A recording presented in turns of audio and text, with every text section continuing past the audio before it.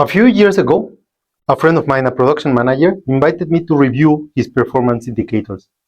He was proud, and he had a good reason to be. His team had worked really hard. He showed me in the screen that his indicators were really good. He said, "Look, Juan, CP above 1.3 in all lines, and this is all absolutely under control." I looked at him with respect because the numbers were not lying. The CP was solid, but I asked him one question. "What about your CPK?" He said, "We don't check that often. CP is always seemed good enough for me." 3 weeks later, that same process delivered a batch that was out of specification. His customer rejected it.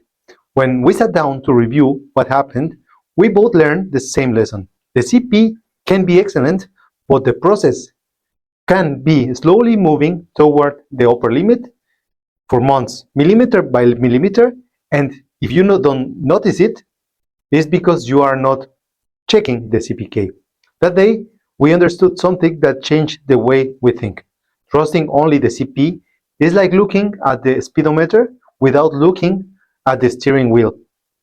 And you might be going at the perfect speed, but will you still be driving on the road? Welcome to Advanced Quality Programs with Juan Navarro. In this podcast, we're going to dive deep into the world of quality and leadership philosophy. Coming back to that experience is the reason why I want to explain two ideas that are often taught in Six Sigma trainings differently, the CP and the CPK, but I'm not going to start with the formulas. You have already manuals for that. Instead, I want to give you a simple picture that you can use to remember next time that you look at your capability reports. The truth is that most people use the CP and the CPK as if they were the same thing. They are not. Confusing them can cost you a lot of money, customers, and credibility. The research is clear. CP measures the variation. CPK measures how well your process is performing and how centered your process is, according to the specification. I also say this from experience. When I started in quality methods, in quality management, I confused this both too. It took me a couple of customer rejections and some nights working after time on overtime to truly understand that difference. So I will explain it in a way I wish someone had explained that to me in the past.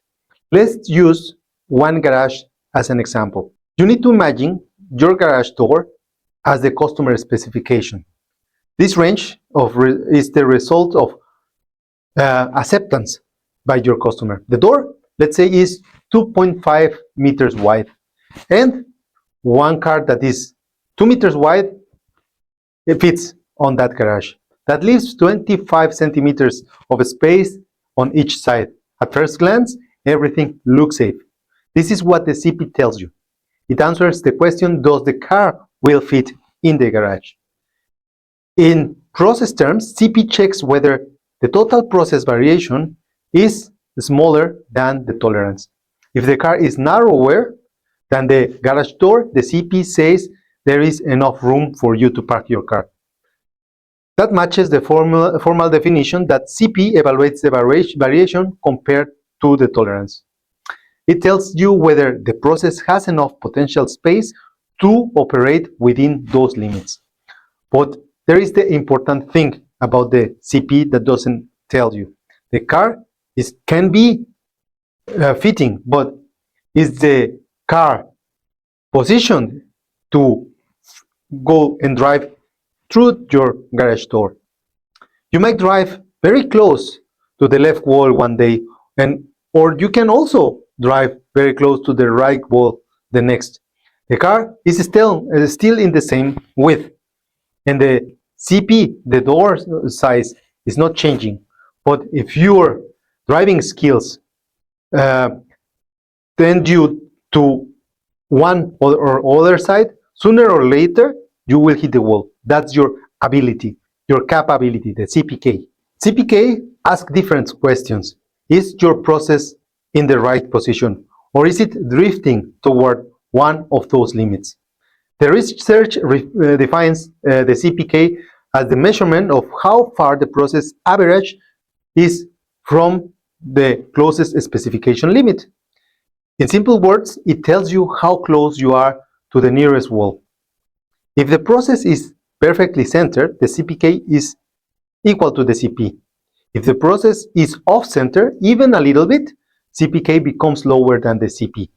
That is why a good Cp can still hide problems. The process may have enough room, but it might be using that room incorrectly. Now, let's move from the garage to real manufacturing examples. Imagine that a shaft that should measure 10 millimeters with a tolerance of plus minus 0.10 had produced some shafts, and every shaft must be between 0.90 or 9.9 and 10.10 millimeters. So your process has a low variation, so the measurements are very consistent. Cp is high, let's say 1.67. On paper, that looks excellent. But the process average is 10.08. The parts are still inside the specification. They are very close to the upper limit, and that's why the CPK drops to 0.8. This is exactly what the studies warned you about. A high Cp can hide an off-center process, which is why your CPK is essential. That is the trap. The process may be capable in theory, but it is not safe in practice because it is no longer centered. The Cp shows the potential, the CPK shows you the current reality. And here is the golden rule. High Cp and low CPK means your process has potential, but it is off-centered. Adjust the average. If your Cp and your CPK have the same measurement, your process is centered. Good, but not good enough to get comfortable. Check that regularly. And CPK never ever goes above Cp. If you see that in a report, someone made a mistake with the data. Cp is the ceiling. This is documented in the literature. CPK is lower than Cp always. Deming says that you can inspect quality into a product. You have to build the product into the process. Cp and Cpk are not just numbers to fill out a report. They are the warning signals. But warning signals only help you if you understand what these warning signals are telling you. So here is the simple summary. Cp measures your potential. Would the process fit inside the tolerance if it's centered? The CPK measures the reality. Is the process inside the limits? And is it centered right now? If you only look at the Cp, you are only seeing half of the picture. If the CPK is low and the Cp is high, don't change the whole process right away. First, center it and then optimize it. Now, bring that back to your own plant, to your team, or to your reports. Are you looking at the Cp, CPK, or both? And now, make some decisions that are better with that information. Think about the last quality problem you had.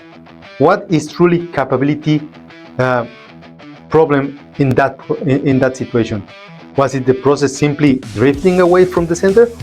Or if you do not know, you already have your first hint to work with that tomorrow.